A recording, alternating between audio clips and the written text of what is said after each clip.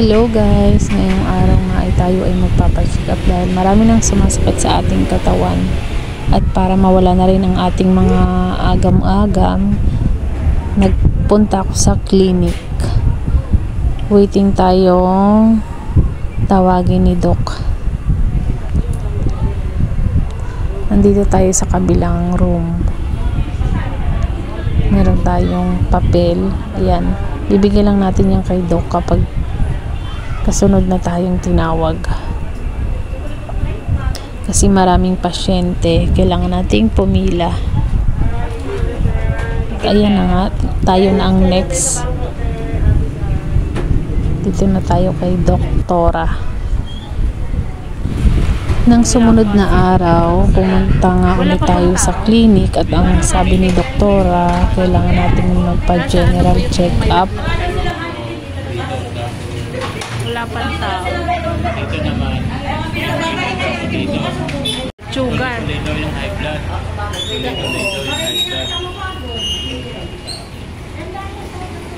Dapat pinaiya. Langin natin. Wala pa si Do.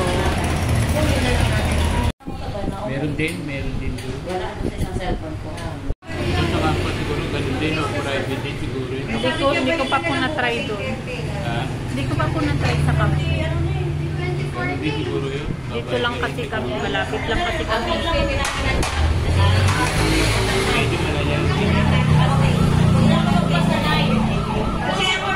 Next na tayo guys.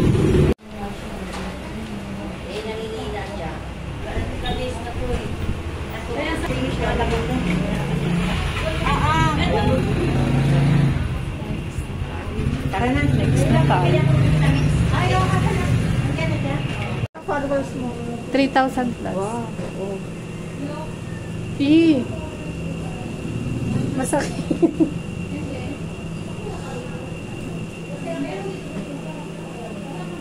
Hindi nga madali.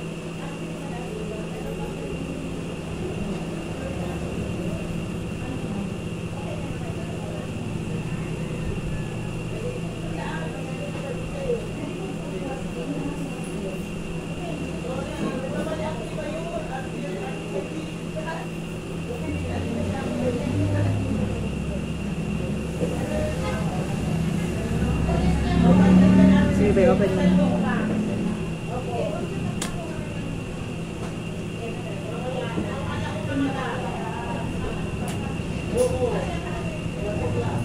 Ayan, pwede na kong kumain. Ay. Ano, paano yan? Itutusok ulit? Hindi na, tapos na. Di ba nakuha na lang kita? Ayun. Yun na, isang tusukan Isa lang yun? Oo, isang tusukan lang siya. Ano gusto mong tusok na dami? Eh, paano mo i-check yun? Sa dugo lang? Isang tusukan lang, iba-ibang test. Ah. Siyempre, pagka ano mo sa machine, nandun na, ano mo na yung kung anong pipindutin mong mga test. Akala ayun. ko kung ano pa, may ganun pa, may Yun ganun. na, isang tusok. Dugo lahat ito, iba-ibang test lang. Isang tusukan lang. Hindi ko alam eh. Ayun, okay na.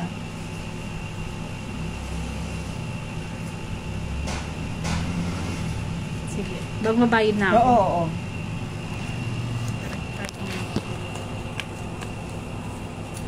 $3,000 plus gamot pa.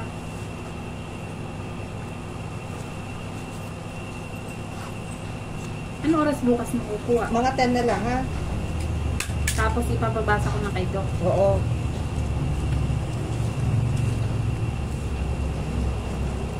Ito yung babayad natin guys. 3,015 lumalagapak. Kulang pa sa sinasahod ko.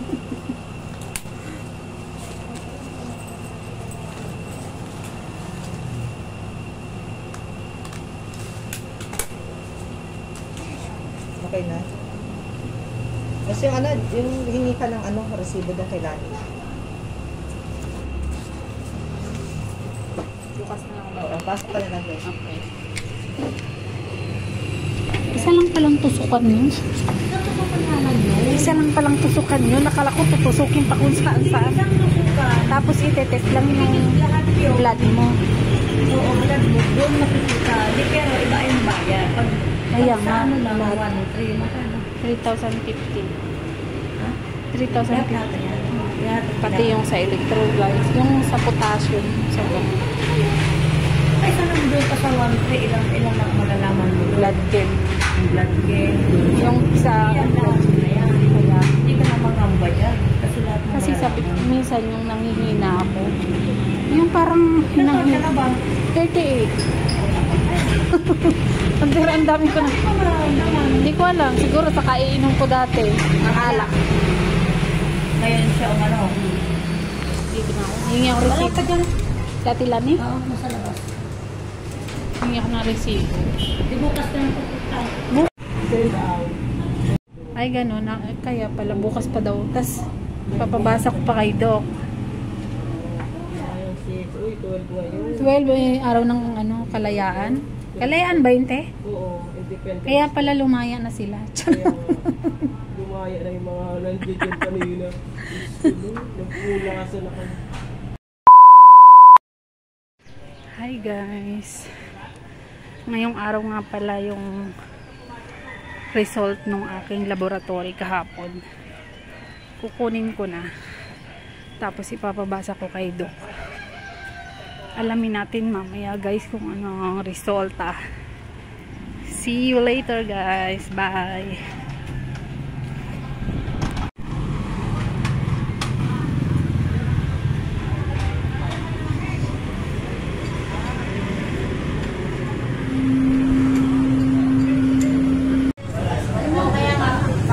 Meeting pa tayong tawagin guys.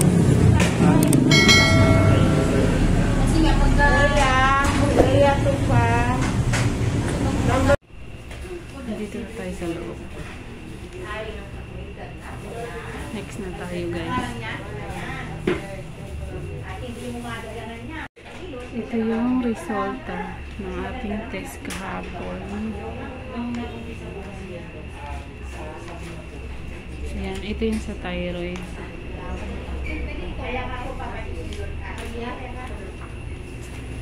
Papabasa lang natin kay Doc.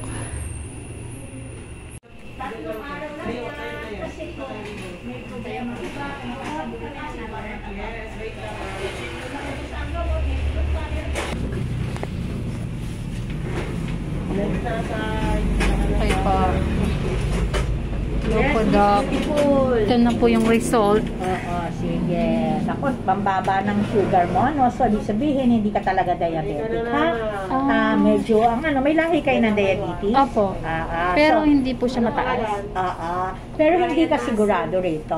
Minsan, bata-bata pa tayo, wala. Pag tumatanda, at saka lumalabas. Yung adult onset Yun na nga. tinatawag.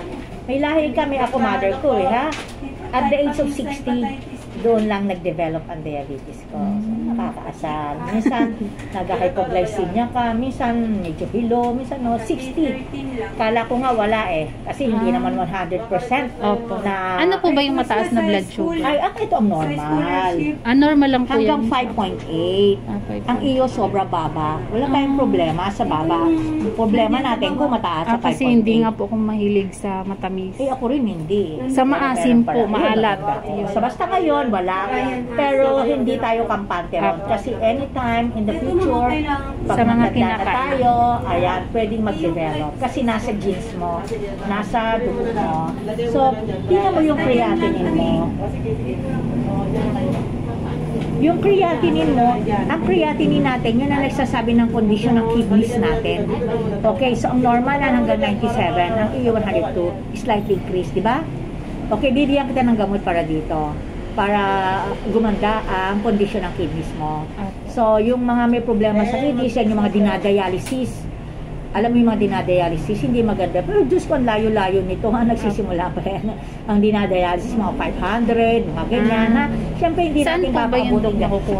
Sa kidneys, ha? Sa kidney. Kaya iwasan mo ang mga maaalat, inom ka na maraming tubig, iwasan mo mga red meat. Ano ba ang mga red meat? Mga beef. Iwasan mo ang mga beef, ha? Iwasan Yung mo. pork po. Hindi na, red meat, ha?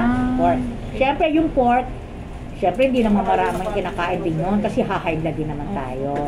Okay, so basta ang red meat ang bawal talaga rito. So the rest, okay naman. Okay naman yung laboratories mo. The rest, okay naman, ha? So yung Yan lang po yung may red. Oo. Yung isa super baba. Wala tayong problema sa super baba. Opo. Problema natin kung mataas. Tapos yung bad cholesterol mo, medyo yung bad cholesterol natin dapat mga 100 lang yan eh. 127. So bibigyan din kita ng gamot para sa cholesterol mo, ha? Yung mababa lang. So ito yung so gusto mong makita yung condition ng mo ng thyroid. Normal naman, ha? Normal naman. So saan ang bukol mo dati? Sa ultrasound ba? Na ultrasound ka? Hindi po. Hindi. Tininan lang natin ang function. Oo. Normal naman, ha? Normal po. Ano po yung hyper? Normal nga eh. Pag sinabi nating normal, pag hypo mababa, pag hyper mataas. Pag yung normal, euthyroid. Euthyroid. Normal. Euthyroid. Normal. Pero bakit po sumasakit pag minsan?